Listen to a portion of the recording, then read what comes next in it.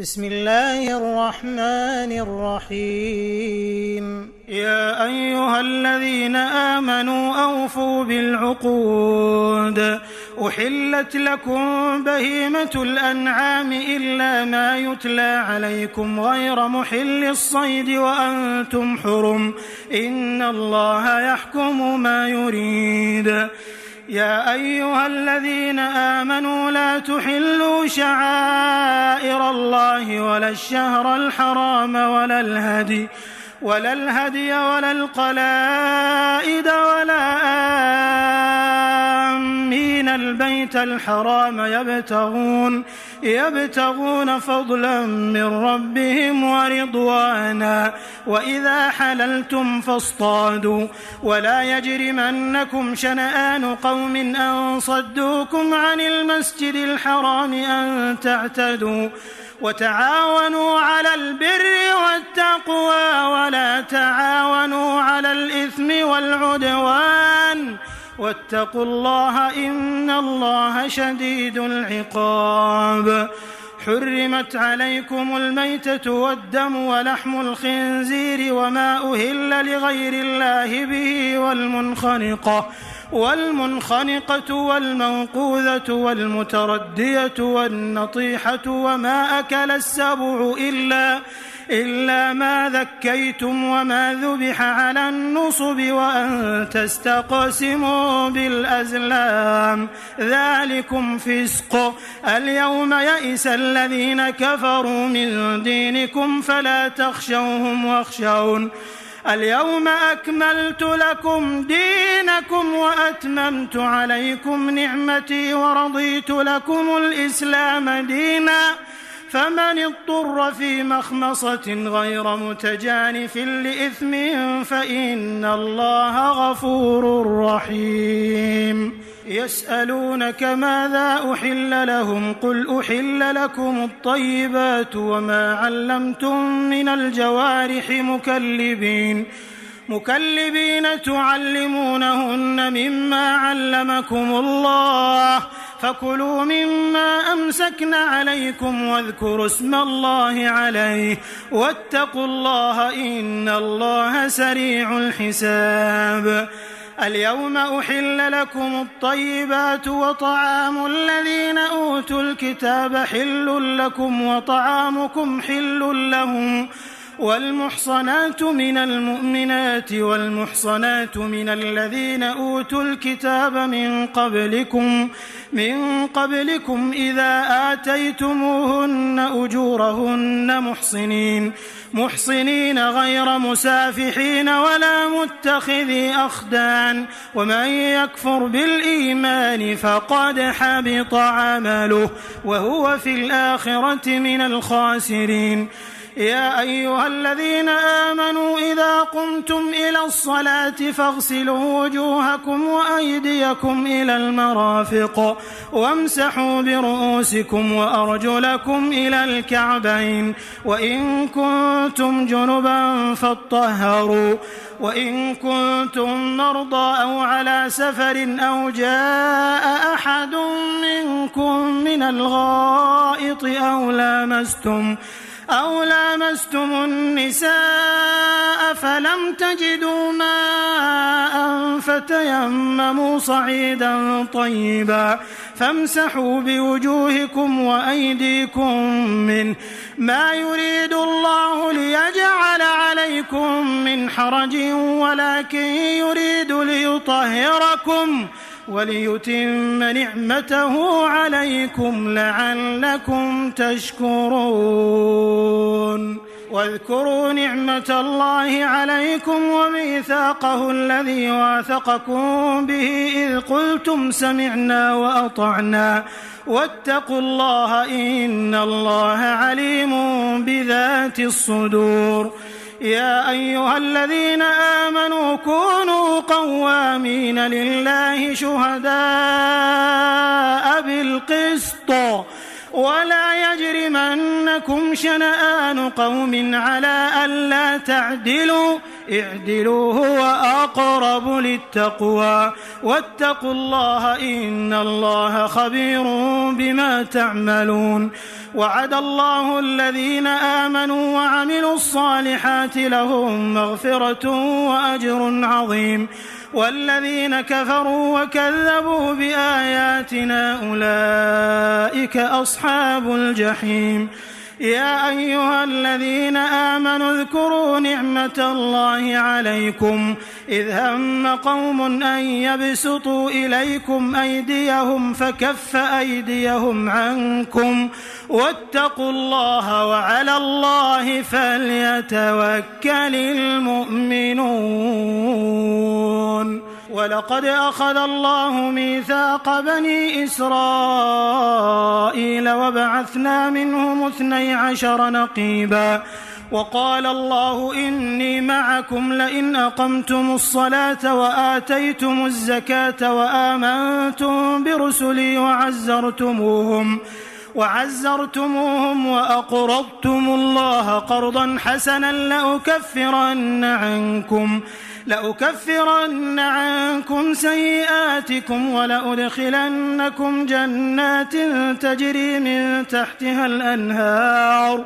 فمن كفر بعد ذلك منكم فقد ضل سواء السبيل. فبما نقضهم ميثاقهم لعناهم وجعلنا قلوبهم قاسية يحرفون الكلم عن مواضعه ونسوا حظا مما ذكروا به ولا تزال تطلع على خائنة منهم إلا قليلا منهم فاعف عنهم واصفح إن الله يحب المحسنين. ومن الذين قالوا إنا نصارى أخذنا ميثاقهم فنسوا حظا مما ذكروا به فأغرينا بينهم العداوة والبغضاء إلى يوم القيامة وسوف ينبئهم الله بما كانوا يصنعون. يا أهل الكتاب قد جاءكم رسولنا يبين لكم كثيرا مما كنتم تخفون من الكتاب ويعفو عن كثير. قد جاءكم من الله نور وكتاب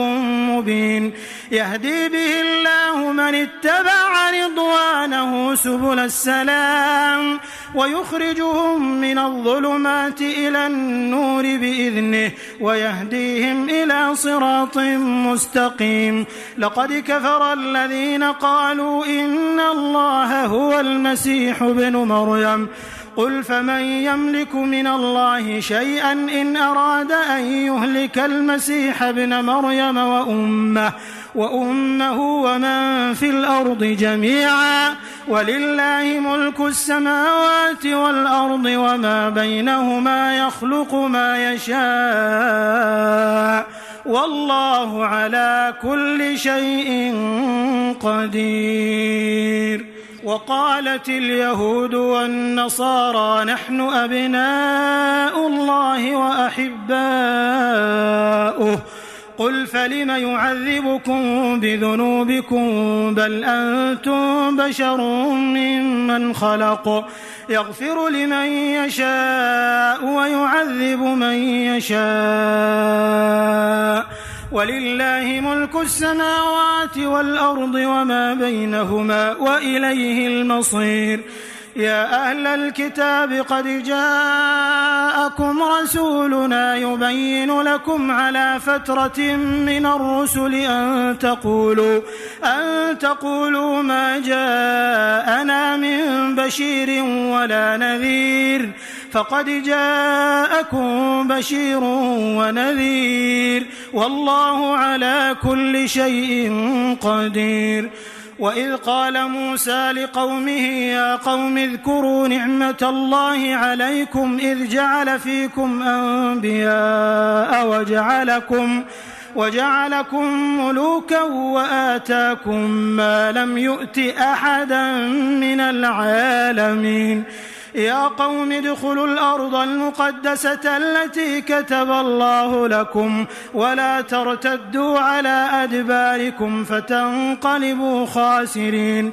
قالوا يا موسى إن فيها قوما جبارين وإنا لن ندخلها حتى يخرجوا منها فإن يخرجوا منها فإنا داخلون. قال رجلان من الذين يخافون أنعم الله عليهم ادخلوا عليهم الباب فإذا دخلتموه فإنكم غالبون وعلى الله فتوكلوا إن كنتم مؤمنين. قالوا يا موسى إنا لن ندخلها أبدا ما داموا فيها فاذهب أنت وربك فقاتلا إنا هاهنا قاعدون. قال رب إني لا أملك إلا نفسي وأخي فافرق بيننا وبين القوم الفاسقين. قال فإنها محرمة عليهم 40 سنة يتيهون في الأرض فلا تأس على القوم الفاسقين. واتل عليهم نبأ ابني آدم بالحق إذ قربا قربانا فتقبل من أحدهما ولم يتقبل من الآخر قال لأقتلنك قال إنما يتقبل الله من المتقين. لئن بسطت إلي يدك لتقتلني ما أنا بباسط يدي إليك لأقتلك إني أخاف الله رب العالمين. إني أريد أن تبوء بإثمي وإثمك فتكون من أصحاب النار وذلك جزاء الظالمين. فطوعت له نفسه قتل أخيه فقتله فأصبح من الخاسرين. فبعث الله غرابا يبحث في الأرض ليريه كيف يواري سوءة أخيه قال يا ويلتى أعجزت أن أكون مثل هذا الغراب فأواري سوءة أخي فأصبح من النادمين. من أجل ذلك كتبنا على بني إسرائيل أنه من قتل نفسا بغير نفس أو فساد في الأرض فكأنما قتل الناس جميعا ومن أحياها فكأنما أحيا الناس جميعا ولقد جاءتهم رسلنا بالبينات ثم إن كثيرا منهم بعد ذلك في الأرض لمسرفون. إنما جزاء الذين يحاربون الله ورسوله ويسعون في الأرض فسادا أن يقتلوا أو يصلبوا أو تقطع أيديهم وأرجلهم من خلاف أو ينفوا من الأرض ذلك لهم خزي في الدنيا ولهم في الآخرة عذاب عظيم. إلا الذين تابوا من قبل أن تقدروا عليهم فاعلموا أن الله غفور رحيم. يا أيها الذين آمنوا اتقوا الله وابتغوا إليه الوسيلة وجاهدوا في سبيله لعلكم تفلحون. إن الذين كفروا لو أن لهم ما في الأرض جميعا ومثله معه ليفتدوا به من عذاب يوم القيامة ما تقبل منهم ولهم عذاب أليم. يريدون أن يخرجوا من النار وما هم بخارجين منها ولهم عذاب مقيم. والسارق والسارقة فاقطعوا أيديهما جزاء بما كسبا نكالا من الله والله عزيز حكيم. فمن تاب من بعد ظلمه وأصلح فإن الله يتوب عليه إن الله غفور رحيم. ألم تعلم أن الله له ملك السماوات والأرض يعذب من يشاء ويغفر لمن يشاء والله على كل شيء قدير. يا أيها الرسول لا يحزنك الذين يسارعون في الكفر من الذين قالوا آمنا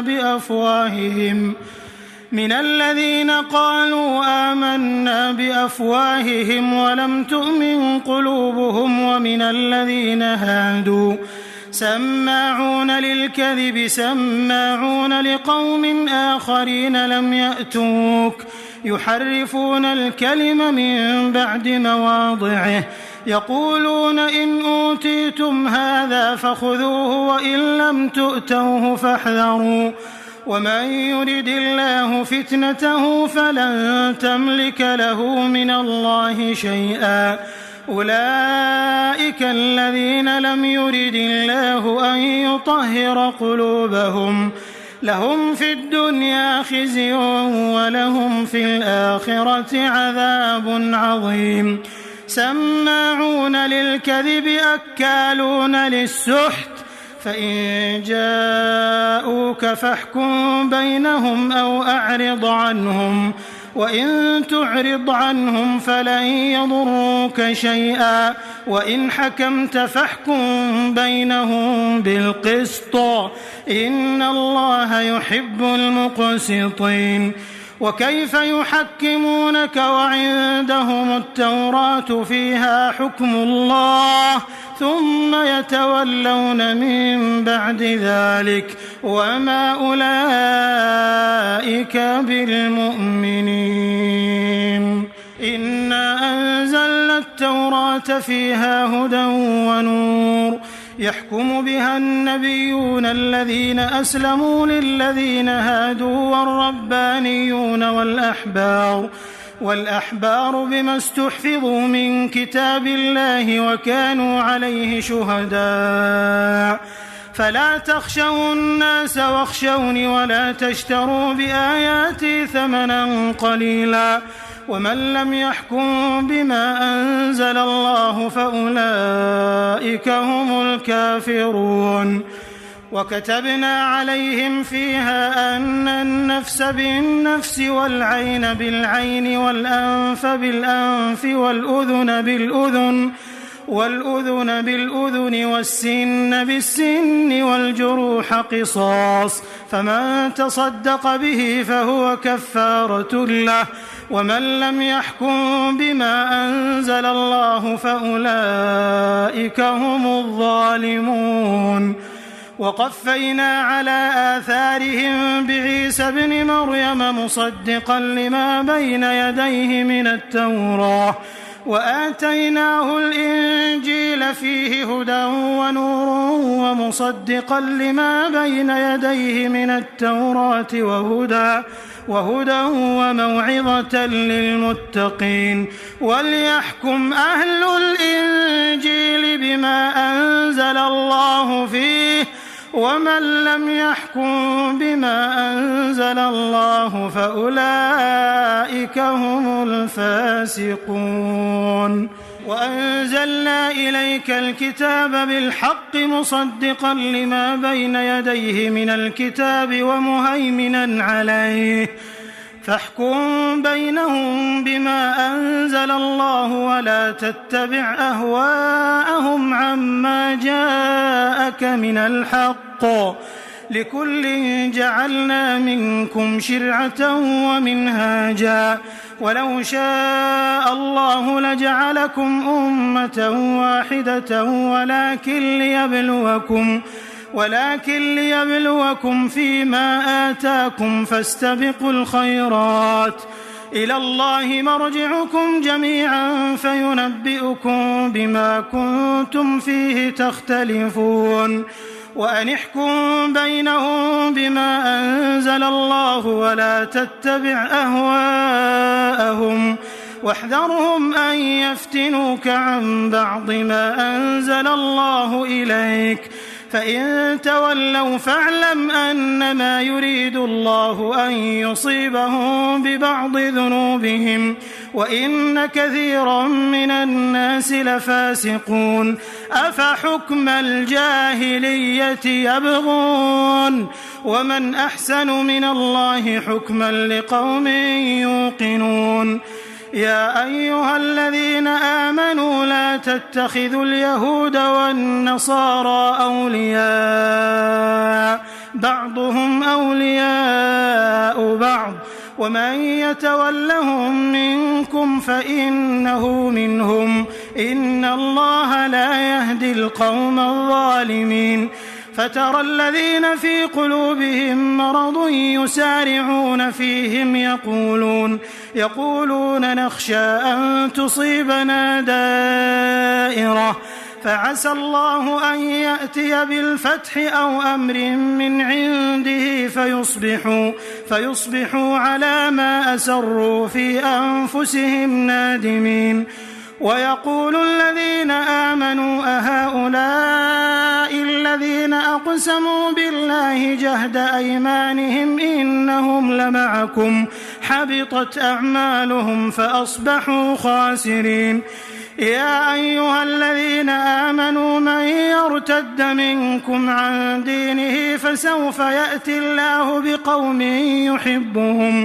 يحبهم ويحبونه أذلة على المؤمنين أعزة على الكافرين يجاهدون في سبيل الله ولا يخافون لومة لائم ذلك فضل الله يؤتيه من يشاء والله واسع عليم إنما وليكم الله ورسوله والذين آمنوا الذين يقيمون الصلاة ويؤتون الزكاة وهم راكعون ومن يتولى الله ورسوله والذين آمنوا فإن حزب الله هم الغالبون يا أيها الذين آمنوا لا تتخذوا الذين اتخذوا دينكم هزوا ولعبا من الذين أوتوا الكتاب من قبلكم والكفار أولياء واتقوا الله إن كنتم مؤمنين وإذا ناديتم إلى الصلاة اتخذوها هزوا ولعبا ذلك بأنهم قوم لا يعقلون قل يا أهل الكتاب هل تنقمون منا إلا أن آمنا بالله وما أنزل إلينا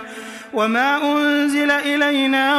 أنزل من قبل وأن أكثركم فاسقون قل هل أنبئكم بشر من ذلك مثوبة عند الله من لعنه الله وغضب عليه وجعل منهم القردة والخنازير وعبد الطاغوت أولئك شر مكانا وأضل عن سواء السبيل وإذا جاءوكم قالوا آمنا وقد دخلوا بالكفر وهم قد خرجوا به والله أعلم بما كانوا يكتمون وترى كثيرا منهم يسارعون في الإثم والعدوان وأكلهم السحت لبئس ما كانوا يعملون لولا ينهاهم الربانيون والأحبار عن قولهم الإثم وأكلهم السحت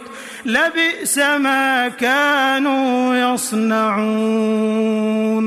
وقالت اليهود يد الله مغلولة غلت أيديهم ولعنوا بما قالوا بل يداه مبسوطتان ينفق كيف يشاء وليزيدن كثيرا منهم ما أنزل إليك من ربك طغيانا وكفرا وألقينا بينهم العداوة والبغضاء إلى يوم القيامة كلما أوقدوا نارا للحرب أطفأها الله ويسعون في الأرض فسادا والله لا يحب المفسدين. ولو أن أهل الكتاب آمنوا واتقوا لكفرنا عنهم سيئاتهم ولأدخلناهم جنات النعيم. ولو أنهم أقاموا التوراة والإنجيل وما أنزل إليهم من ربهم لأكلوا من فوقهم ومن تحت أرجلهم منهم أمة مقتصدة وكثير منهم ساء ما يعملون. يا أيها الرسول بلغ ما أنزل إليك من ربك وإن لم تفعل فما بلغت رسالته والله يعصمك من الناس إن الله لا يهدي القوم الكافرين. قل يا أهل الكتاب لستم على شيء حتى تقيموا التوراة والإنجيل وما أنزل إليكم من ربكم وليزيدن كثيرا منهم ما أنزل إليك من ربك طغيانا وكفرا فلا تأس على القوم الكافرين. إن الذين آمنوا والذين هادوا والصابئون والنصارى من آمن بالله واليوم الآخر وعمل صالحا فلا خوف عليهم ولا هم يحزنون. لقد أخذنا ميثاق بني إسرائيل وأرسلنا إليهم رسلا كلما جاءهم رسول بما لا تهوى أنفسهم فريقا كذبوا وفريقا يقتلون وحسبوا ألا تكون فتنة فعموا وصموا ثم عموا وصموا كثير منهم والله بصير بما يعملون. لقد كفر الذين قالوا إن الله هو المسيح ابن مريم وقال المسيح يا بني إسرائيل اعبدوا الله ربي وربكم إنه من يشرك بالله فقد حرم الله عليه الجنة ومأواه النار وما للظالمين من أنصار. لقد كفر الذين قالوا إن الله ثالث ثلاثة وما من إله إلا إله واحد وإن لم ينتهوا عما يقولون ليمسن الذين كفروا منهم عذاب أليم. أفلا يتوبون إلى الله ويستغفرونه والله غفور رحيم. ما المسيح ابن مريم إلا رسول قد خلت من قبله الرسل وأمه صديقة كانا يأكلان الطعام انظر كيف نبين لهم الآيات ثم انظر أنا يؤفكون. قل أتعبدون من دون الله ما لا يملك لكم ضرا ولا نفعا والله هو السميع العليم. قل يا أهل الكتاب لا تغلوا في دينكم غير الحق ولا تتبعوا أهواء قوم قد ضلوا من قبل وأضلوا كثيرا وضلوا عن سواء السبيل. لعن الذين كفروا من بني إسرائيل على لسان داود وعيسى بن مريم ذلك بما عصوا وكانوا يعتدون. كانوا لا يتناهون عن منكر فعلوه لبئس ما كانوا يفعلون. ترى كثيرا منهم يتولون الذين كفروا لبئس ما قدمت لهم أنفسهم أن سخط الله عليهم وفي العذاب هم خالدون. ولو كانوا يؤمنون بالله والنبي وما أنزل إليه ما اتخذوهم أولياء ولكن كثيرا منهم فاسقون لتجدن أشد الناس عداوة للذين آمنوا اليهود والذين أشركوا ولتجدن أقربهم مودة للذين آمنوا الذين قالوا إنا نصارى ذلك بأن منهم قسيسين ورهبانا وأنهم لا يستكبرون وإذا سمعوا ما أنزل إلى الرسول ترى أعينهم تفيض من الدمع مما عرفوا من الحق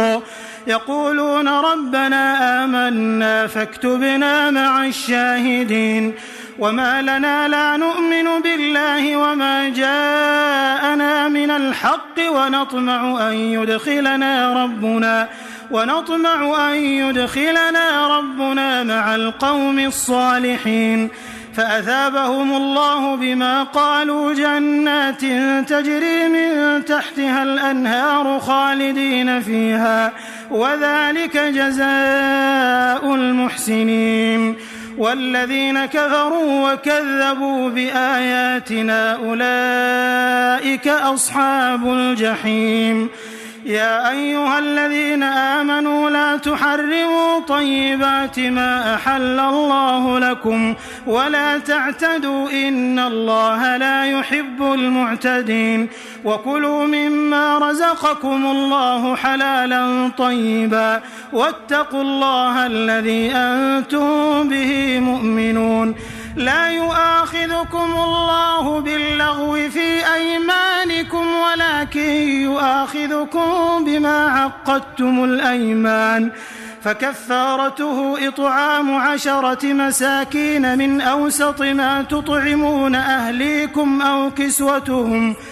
كسوتهم أو تحرير رقبة فمن لم يجد فصيام 3 أيام ذلك كفارة أيمانكم إذا حلفتم واحفظوا أيمانكم كذلك يبين الله لكم آياته لعلكم تشكرون يا أيها الذين آمنوا إنما الخمر والميسر والأنصاب والأزلام رجس من عمل الشيطان فاجتنبوه لعلكم تفلحون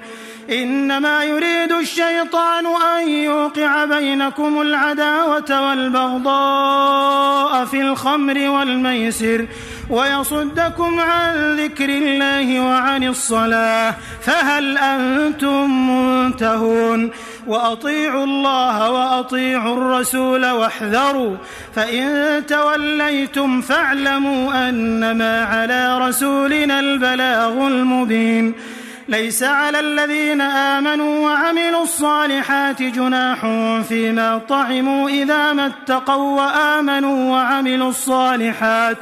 ثم اتقوا وآمنوا ثم اتقوا وأحسنوا والله يحب المحسنين يا أيها الذين آمنوا ليبلونكم الله بشيء من الصيد تناله أيديكم ورماحكم ليعلم الله من يخافه بالغيب فمن اعتدى بعد ذلك فله عذاب أليم يا أيها الذين آمنوا لا تقتلوا الصيد وأنتم حرم ومن قتله منكم متعمدا فجزاء مثل ما قتل من النعم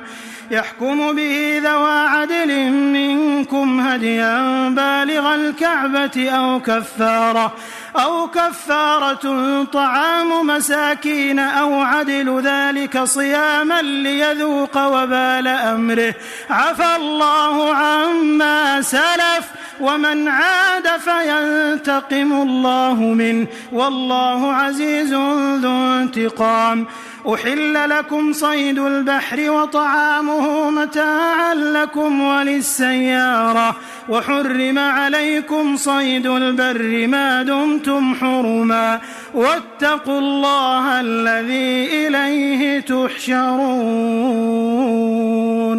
جعل الله الكعبة البيت الحرام قياما للناس والشهر الحرام والهدي والقلائد ذلك لتعلموا أن الله يعلم ما في السماوات وما في الأرض وأن الله بكل شيء عليم. اعلموا أن الله شديد العقاب وأن الله غفور رحيم. ما على الرسول إلا البلاغ والله يعلم ما تبدون وما تكتمون. قل لا يستوي الخبيث والطيب ولو أعجبك كثرة الخبيث فاتقوا الله يا أولي الألباب لعلكم تفلحون. يا أيها الذين آمنوا لا تسألوا عن أشياء إن تبد لكم تسؤكم وإن تسألوا عنها حين ينزل القرآن تبد لكم عفى الله عنها والله غفور حليم. قد سألها قوم من قبلكم ثم أصبحوا بها كافرين. ما جعل الله من بحيرة ولا سائبة ولا وصيلة ولا حام ولكن الذين كفروا يفترون على الله الكذب وأكثرهم لا يعقلون. وإذا قيل لهم تعالوا إلى ما أنزل الله وإلى الرسول قالوا حسبنا ما وجدنا عليه آباءنا أولو كان آباؤهم لا يعلمون شيئا ولا يهتدون. يا أيها الذين آمنوا عليكم أنفسكم لا يضركم من ضل إذا اهتديتم إلى الله مرجعكم جميعا فينبئكم بما كنتم تعملون. يا أيها الذين آمنوا شهادة بينكم إذا حضر أحدكم الموت حين الوصية 2 ذوى عدل منكم أو آخران من غيركم إن أنتم ضربتم في الأرض فأصابتكم مصيبة الموت تحبسونهما من بعد الصلاة فيقسمان بالله إن ارتبتم لا نشتري به ثمنا ولو كان ذا قربى ولا نكتم شهادة الله إنا إذا لمن الآثمين. فإن عثر على أنهما استحقا إثما فآخران يقومان مقامهما من الذين استحق عليهم الأوليان فيقسمان بالله لشهادتنا أحق من شهادتهما وما اعتدينا إنا إذا لمن الظالمين. ذلك أدنى أن يأتوا بالشهادة على وجهها أو يخافوا أن ترد أيمان